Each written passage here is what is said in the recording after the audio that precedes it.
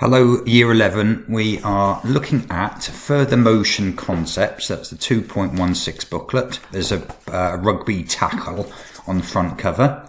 And today we are going to be looking at conserving kinetic energy and elastic and inelastic collisions. Now, we've looked at this equation before. Kinetic energy in joules is a half times mass times velocity squared. We've used this equation before. Now, you're going to find out today that momentum is always conserved in collisions, but kinetic energy is only conserved in elastic collisions. However, very few, if any, collisions are truly elastic. Most collisions involve some kinetic energy loss, which is transformed into other forms. I'll give you an example, right? I've had several collisions in a car.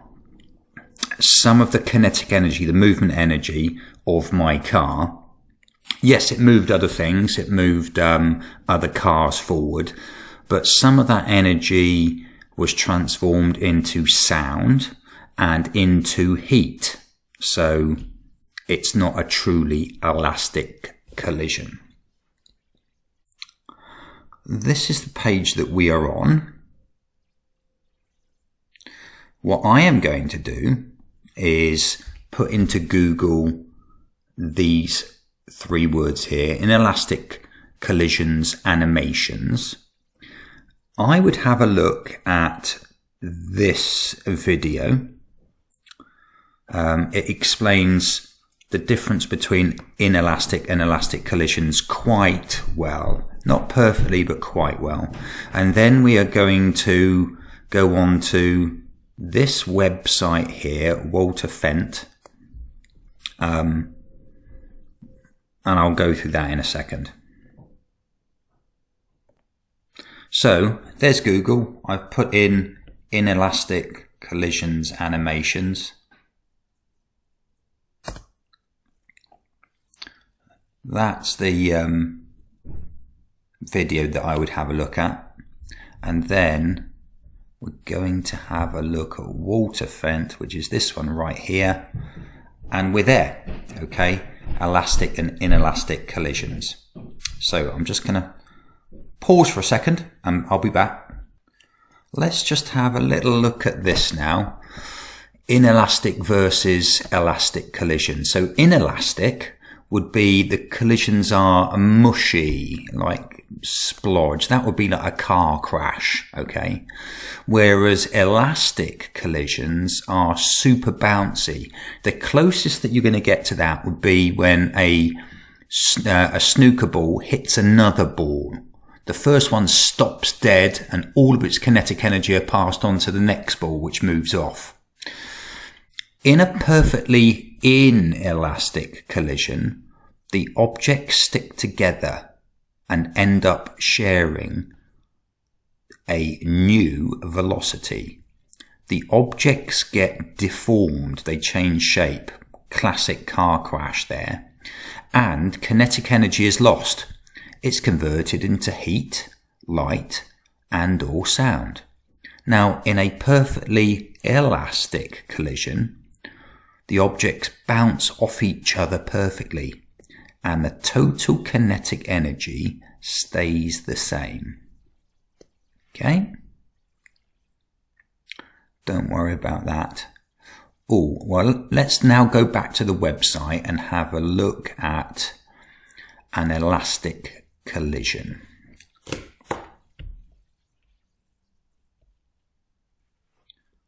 Okay, so this is our elastic collision. I could change it to inelastic. I don't want to. I want an elastic collision. And I'm just going to start what happens. So here we go. And it comes from the left stops and the blue one moves off. Perfectly elastic.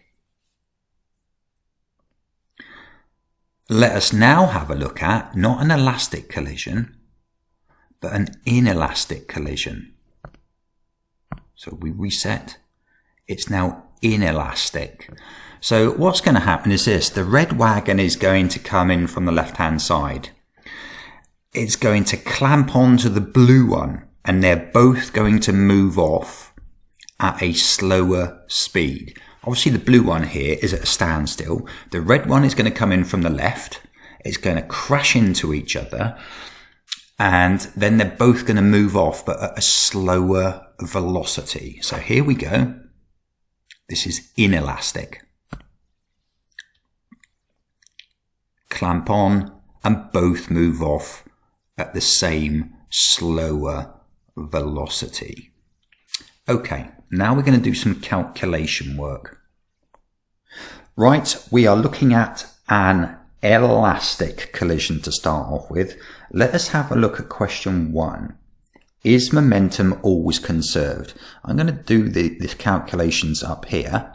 So momentum is P is mass multiplied by velocity. Okay. Now, what was the momentum before the collision? The momentum before the collision was, well, let's have a look at wagon. This is number 1, wagon number 2, and here we go. Before the collision, wagon 1 was, it had a mass of 0.5 there. So it's 0.5 multiplied by its velocity, which was there. So its momentum was 0.1 kilogram meters per second. Now, wagon 2 had the same mass, but it wasn't moving. So its momentum will be 0 kilogram meters per second. Now, after the collision, so the total momentum equals 0.1 kilogram meters per second. Now, after the collision, wagon 1 stops. After the collision, wagon 1 stops. It's still got the same mass, so its momentum will be 0.5 times 0, which is 0 kilogram meters per second, and all that momentum has been transferred or conserved, and it's been passed on to wagon 2. Same mass, but now all of that velocity has been transferred. So the total after the collision equals 0 plus 0.1, which is 0.1 kilogram meters per second. So the question 1, is momentum always conserved? Answer, yes. Now what we do is we have a look at, well, was the kinetic energy conserved? So what I will do is I'm going to remove now these calculations for momentum and put in the calculations for kinetic energy. Okay.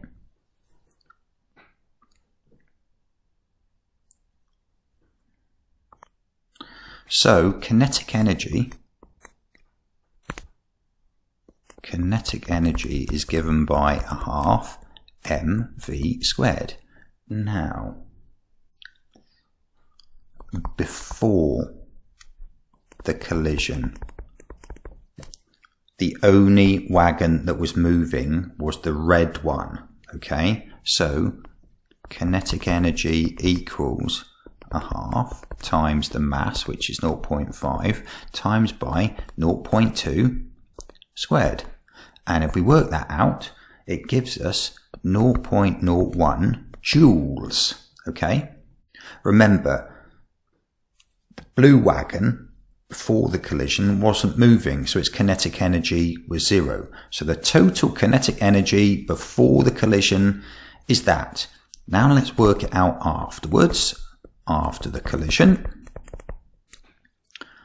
kinetic energy equals a half times the mass. The only thing that was moving after the collision was the blue wagon. The blue wagon has a mass of 0.5 and it was moving at 0.2, which is squared. And when we work that out, we get exactly the same answer again. Now, this means that in an elastic collision, momentum and kinetic energy are conserved. Let's move on. We do exactly the same thing again for an inelastic collision. So let's go with this one to start off with.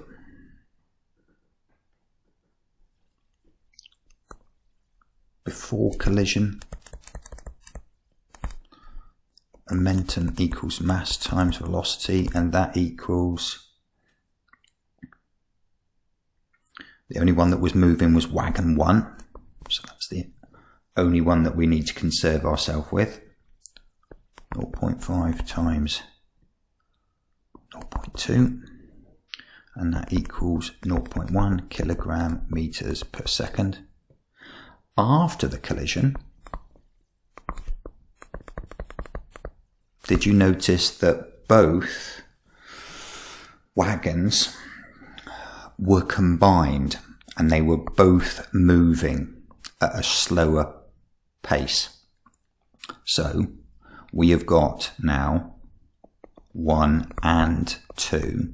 So momentum is mass times velocity. The mass now has gone up. It's 0.5 plus 0.5, which is 1 kilogram, times that by the new velocity, which is that there. It's slower than the original red wagon charging in. And that gives us 1 times 0.1 is 0.1 kilogram meters per second. And you can see here, momentum before the event equals the momentum after the event. Yes, it is conserved. Okay, now we finally have a look at the kinetic energy.